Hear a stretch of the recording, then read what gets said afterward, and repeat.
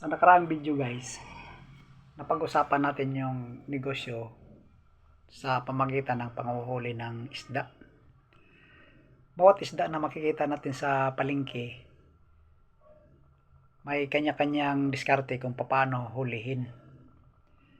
So, ibig sabihin yan, kapag anong klaseng isda yung makikita natin sa palengke, may kanya-kanyang paraan yung mga mangingisda sa dagat kung paano nila huhulihin yun.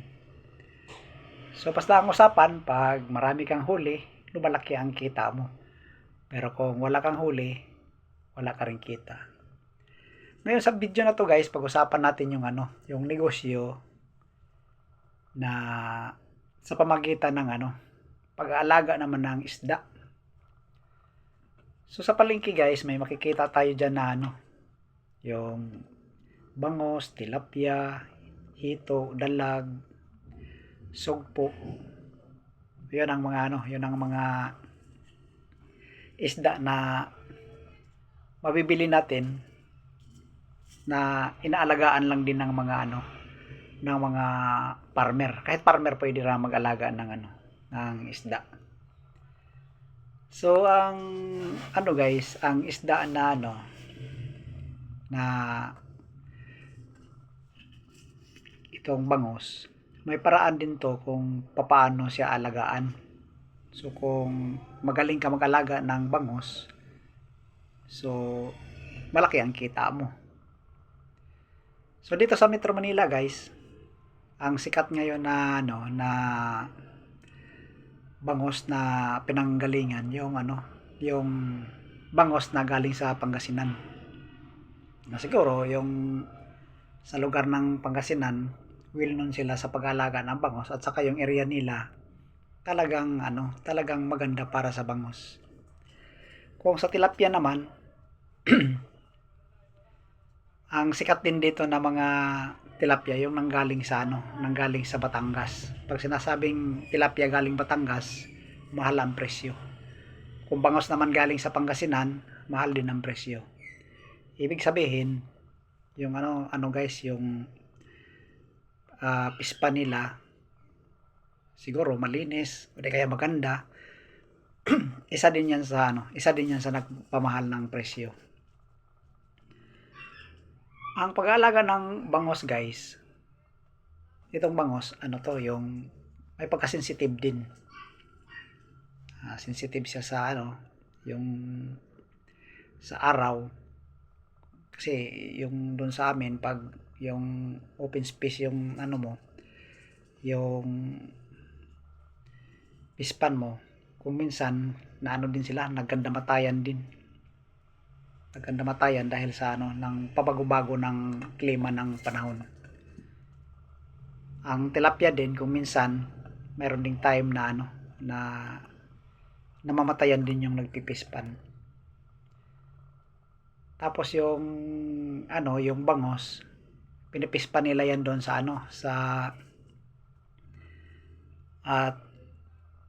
tubig alat at tubig tawang. Ibig sabihin na karamihan dyan makikita natin na mga nagpipispan ng bangos yung tabing dagat. Halimbawa yung tabing dagat, maraming kakahuyan, may putik. Yun ang magandang alagaan sa bangus. Kasi ang gusto talaga sa bangus, yung may halo yung tubig na medyo maalat-alat. Yung tinatawag nilang tubig sa suba. So sa Bisaya, ang terminong suba, yung malaking ilog na nanggaling sa bundok, uma-approach doon sa dagat. Tapos ito namang dagat, pag mag high tide, yung pagtubo ng dagat, aabot siya doon sa umaagos na tubig papuntang dagat. Pag gano'n ang takbo ng tubig, yun ang magandang pag-aalagaan ng bangos.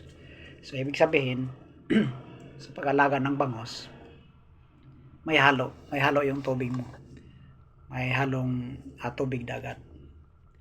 Tapos yung naman, yung pagpipispan nila, Kung ang operator ng fish pond may kayang suportahan yung bangos sa pamagitan ng pagsusupply ng pagkain, hindi na sila naglalagay ng ipot ng manok na isasaboy doon sa fish pond nila.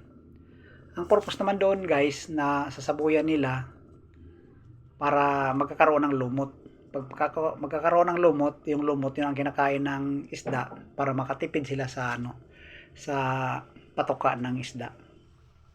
Ganon din yung sa tilapia. Tapos itong tilapia naman may pagka-carnivorous to. Kaya ang diskarte ng nagpipispan dito, dapat may mababaw na area, may malalim na area. Kasi yung mababaw na area, doon nagtatago yung maliliit na tilapia, yung bagong panganak. Kasi yung malalaking tilapia, hindi naman sila kayang pupunta doon sa mababaw. Kaya yung diskarte nila, dapat may mababaw, may malalim. Ganon din yung hito. Ang hito may pagka-carnivorous, pati yung dalag. Kaya ang diskarte nila dito sa pag-alaga ng hito at saka dalag, binubukod nila yung yung magkapare-parehas ang laki, ibubukod nila yon, ilagay nila dun sa isang pan, isang fish pan na na magkaparehas ang laki.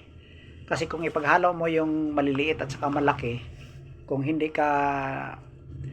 nadidili ka sa pagbigay sa kanila ng pagkain, yung malalaki kinakain nila yung maliliit dahil may pagka-carnivore sila.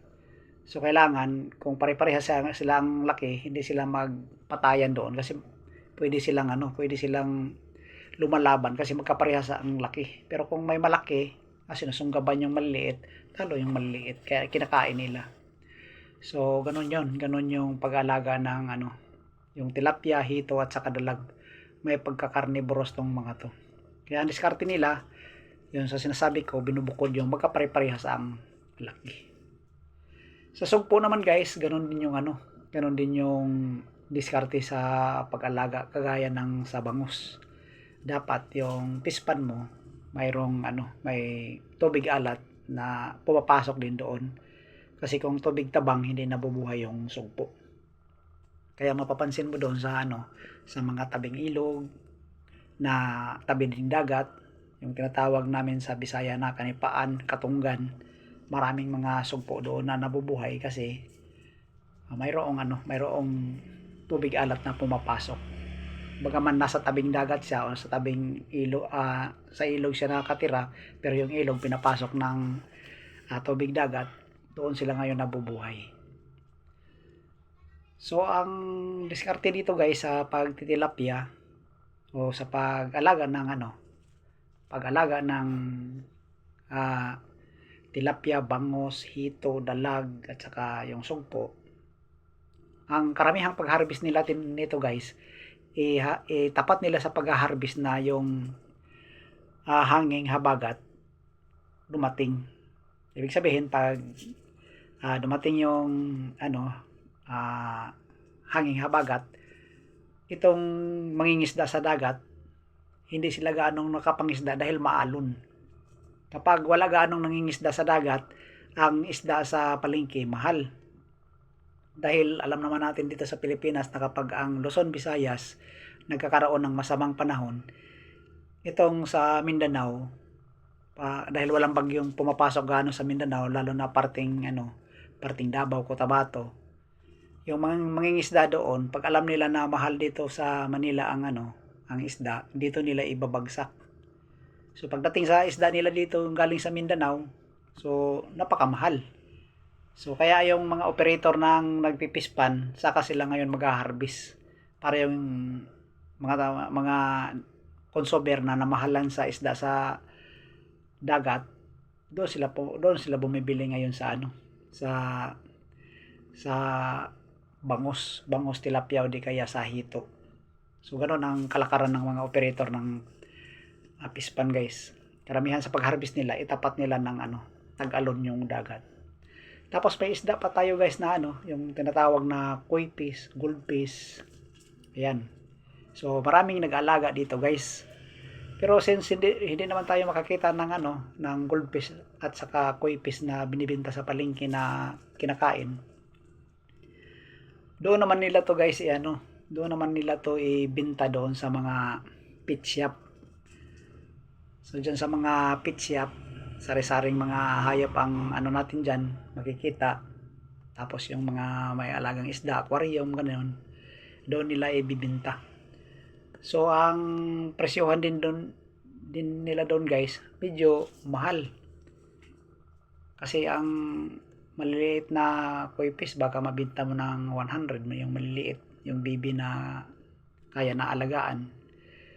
Kung malaki naman ang ano mo, bibilhin mo, mayroong tagakahalaga ng 5,000 isang piraso, nakakahalaga ng 3,000. So ganoon yon ang ano, yung diskartihan. Itong goldfish naman, bagaman medyo mura lang, pero madali mo siyang paramihin kung ilagay mo siya sa fish pan. Kasi mayroon kaming mga kakilala sa probinsya na nag-alaga ng goldfish. O siya ngayon ang nagbibenta ngayon sa mga ano, kapitbahay na gustong mag-alaga ng isda sa aquarium.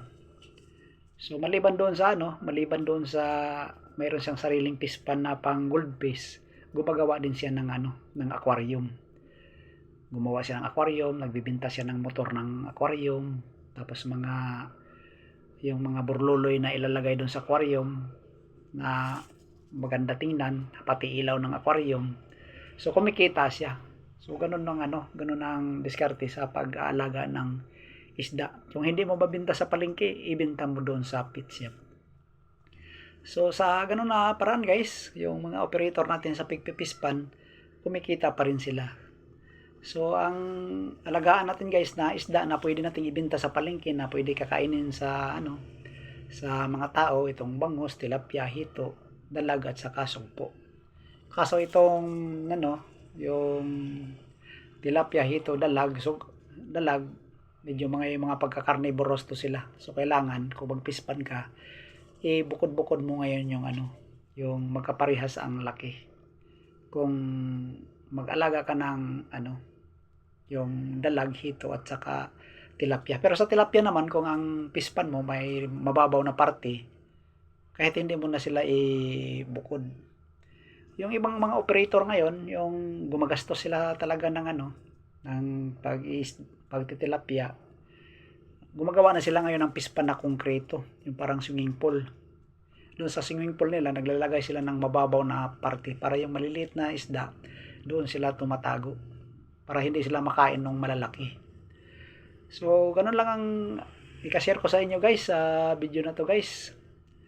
Sana sa video na to nakakuha naman tayo ng ideya kung paano tayo mag-alaga ng isda. Sa naman guys, sa pagpipispan naman, wala namang problema sa pagkain ng inalagaan mong isda, kasi sa Agribit Supply mayroon ka namang mabibili na mga pagkain ng tilapia, bangus, hito, dalag. So halos kompleto na doon guys. Yung nakaraang guys, nung nanood ako doon sa sa YouTube, mayroong nagpapakita ng nagpipispan siya ng palos sa bandang Batangas. Yung pag-alaga niya ng palos, yung nakakongkreto yung kanyang pispan. Pero ang sabi niya, malakas din naman kumita yung pispan ng palos, sapagkat yung palos mahal naman pag ibenta sa palengke. So sana guys, sa video nito guys, nakakuha naman tayong ideya kung paano tayo mag-negosyo ng isda sa pamagitan ng pag-aalaga ng isda. Magandang gabi po sa inyo guys, mag-iingat po kayo guys.